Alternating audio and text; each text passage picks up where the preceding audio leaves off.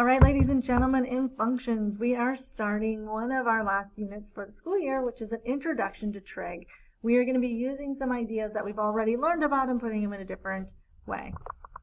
So let's see if I can get this to work. Here we go. All right, so what we will be learning is how to solve for a triangle, working with angles, and some graphing, hopefully. All right, to start with, we need to be able to simplify our radicals. So go ahead and hit pause and put this in your notes.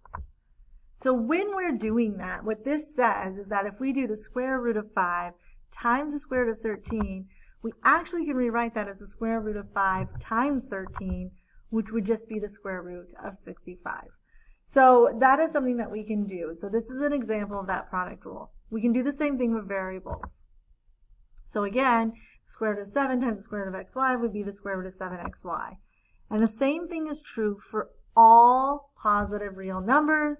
It doesn't matter if we're doing cubed roots, sixth roots, fifth roots. So again, the cube root of 2 times the cube root of 7, which would be the cube root of 2 times 7, which is the cube root of 14. So this is how this works. So if you want to get this in your notes, here's some examples of some larger ones where you multiply all the coefficients and you are going to do the variables also. Now, the square root of 7 times the cube root of 5, we can't combine those. They're essentially not like terms, right?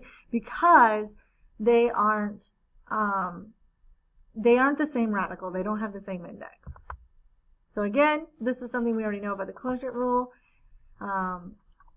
Here's an example of how to do this when we have fractions. We are going to look at that as the square root of 100 over the square root of 9, which would be 10 over 9.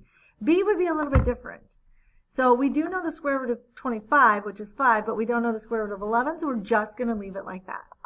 Again, the same rules apply for cubed roots. Cube root of 18 is just the cube root of 18 over 5, and then we can do the same thing with variables. Now remember how we reduce a variable is we can convert it, or we know that we are going to take that and find out what times itself is going to be that. So the square root of y to the 8th is y to the 4th. Again, the square root of 16 is 4, and we would do the same thing with e.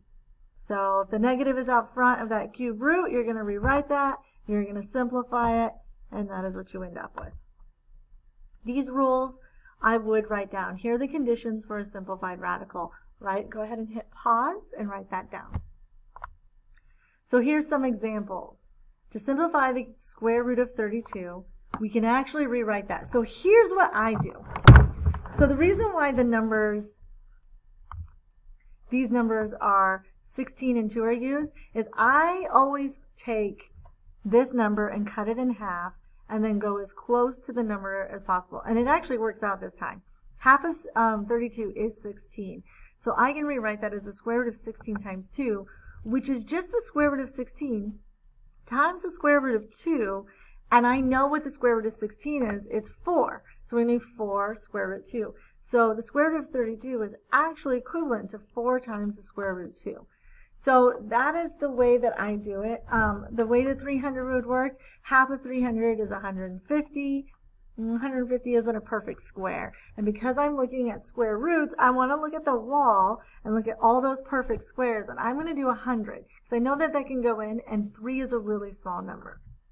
So again, I can rewrite that as the square root of 100 times the square root of 3. So this is a lot like simplifying a fraction, only we're pulling out perfect squares. We want to pull out those perfect, the largest perfect square to simplify it. So then we end up with 10 times the square root of 3. So, to do 35, well, we really can't simplify that any further. And the reason why we can't simplify it is 35 cannot be, we can't take out any perfect squares. If I write down the factors of 35, I get 1 and 35, 2 doesn't work, 3 doesn't work, 4 doesn't work, 5 and 7. Oops, the rest of my 5 disappeared. So if those are all the factors, none of those are perfect squares, so I cannot go any further. So square root of 35 is fully simplified. Okay, so then we can do the same thing with cubed roots and fourth roots.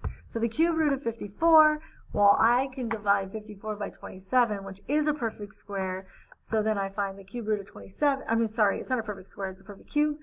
So I find the cube root of 27 times the cube root of 2, which is 3 cube root 2. And the same thing. So this one's a little bit weird, but I know that I can rewrite this. Another way to think about this would be to do the fourth root of 3 times 3 times 3 times 3 times 3, because 3 to the 5th is 243, and then I would pull out any groups of 4s, because we're looking at the fourth root, and I would get 3 times the fourth root of 3. We can do the same thing with variables. So this one, I'm going to write out, I can rewrite as, the square root of 25 times the square root of p times p times p. How many do I have? Do I have 4 yet? And last one. So when we're doing square roots, we want to pull out groups of 2, because those are perfect squares, right? P squared is a perfect square. So then I could rewrite that. Well, the square root of 25 is 5. I have 1, 2, 3 groups. So I have p. Every group of p I pull out as a p. And then I have the square root of p left. And then I could rewrite that as p cubed times the square root of p. So that is one way to do it. That's a really that's a common way when we're first learning this, how to do this. And that is one way. Another way to do it would be to write it this way, that I could write this in terms of squares, and then the square root undoes that, and whatever's left, then we could do that. So we get the same answer. So whatever strategy you decide to use, I don't mind. Just use the one that works best for you. So this would be the same thing. 72, I can divide that by 36 evenly. So that would be the square root of 36 times the square root of 2 times the y squared. So this one is written in terms of squares, but then whatever's left over. So this is a perfect square, and this is a perfect square. So then we're left with 6y, because the square root of 36 is 6, and the square root of y squared is y, times this. So we're going to do the same thing with the cubed root. 1 second. Sorry about that. Ms. Baker needed to get some done. Okay, so we're going to do the same thing with the cubed root. Remember, we can find the cubed root of a negative number. We cannot find an even index of a negative number, but we can do it with a cubed root because it's odd. So, oops, is it not going to work for me? Here we go. All right, so then we write it in terms of cubes, or in terms of multiples of 3, so we can pull that out. So go ahead and make sure you get all of this in your notes. We also can do the same thing with the fourth root. So this idea of breaking it up to the same index is something you can do no matter what your index is, no matter what root we're doing. So you can simplify it. If you have any questions, please come to class with that. And then we can do the same thing with the 12th root. Oh, wait, you know what? I actually skipped over this in class, so I'm going to do that again. Okay, so rationalizing a denominator. This is something that we have not talked about. When you rationalize a denominator, that means that you have no radicals in your denominator whatsoever. So mathematicians do not like having a radical in the denominator. That's the same as having a number with a rational exponent, so we don't want that. So the way that we do that is we are going to multiply the numerator and the denominator by a number, but it's going to be like something over itself, which is just a 1. So we're going to use that idea of multiplying by a 1, which is something that we've done before. That's what we do when we are adding and subtracting fractions and we're getting a common denominator. So we multiply by something over the top and bottom. That's just a 1. So it's the same fraction. It's just written in a different way. So when we do that, because we want to get rid of the square root of 11, we're going to multiply the top and the bottom by the square root of 11. Because we end up with the square root of 11 squared, right? Because that would be the square root of 11 times the square root of, times 11, right? The square of 11 times 11, which would be, and those cancel out. So then we're left with just the 11. But remember, if we're doing that on the top or the bottom, we have to do it to the top. So we end up with 5 times the square root of 11 over 11. and then we're done. That one is fully rationalized. We don't have any more roots in the bottom. Something else that we want to do, and we want to make sure that we do, is we want to make sure that we simplify this radical before we multiply by a big one. So in this particular case, 5 cannot be simplified the square root of 5 cannot be simplified any further. I can't divide 5 by any of those perfect squares. So I'm just going to rationalize. I'm going to multiply the top and the bottom by that square root of 5. And when I do that, I end up with 5 times the square root of 30, because 6 times 5 is 30, over 5. But then I still have a fraction. So remember, this is being multiplied, not added or subtracted.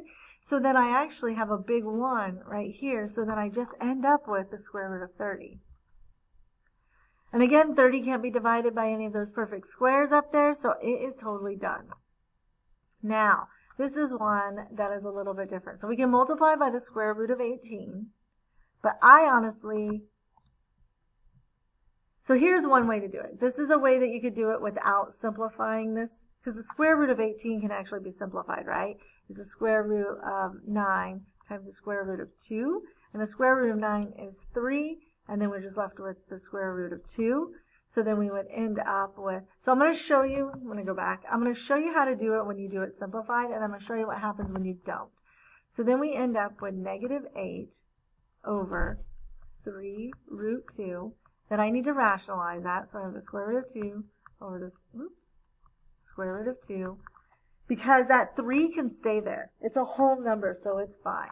So then I end up with negative 8 times the square root of 2 over, that 3 stays there, but then square root of 2 times the square root of 2 is just 2, and I end up with negative 8 over 6, right? Oops, I got my square root of 2 right here. Negative 8 times the square root of 2, which this can be simplified to negative 4 square root 2 over 3, right? We could do all of that. So, or I'm going to show you a different way where we don't simplify it, but we'll end up with the same answer. So I can multiply by top and bottom by the square root of 18. Then I end up with negative 18 times the square root of 18 over 18. But that 18 can be simplified. So then I want to do the negative 8 times the square root of 9 times 2 over 18, which gives me negative 24 times the square root of 2 over 18, which simplifies the negative 4 over the square root of 2 over 3. So we end up with the same answer. And it's fine either way, but simplifying it early on makes it so you're multiplying by smaller numbers. Okay, so this one is an example of why we would do it. So we're going to rewrite this, and then I'm going to simplify that radical 45 right away. So if I do that, I get the square root of 9, and I'm going to do top and bottom, because I know that I'm going to have to simplify anyway. So I'm going to get the square root of 4 times the square root of 2, and the square root of 9 times the square root of 5, and I end up with 2 root 2 and 3 root 5, right? And then I've got to rationalize. So I'm going to multiply the top and the bottom by the square root of 5, and then I end up with 2 times the square root of 10 over 3 times 5, which is 2 over, and all of this was negative because the negative was out front. So, here we go. So that is something that you can do. So make sure you get this in your notes. If you have any questions, please ask. Otherwise, this is what we've been doing for the last couple days.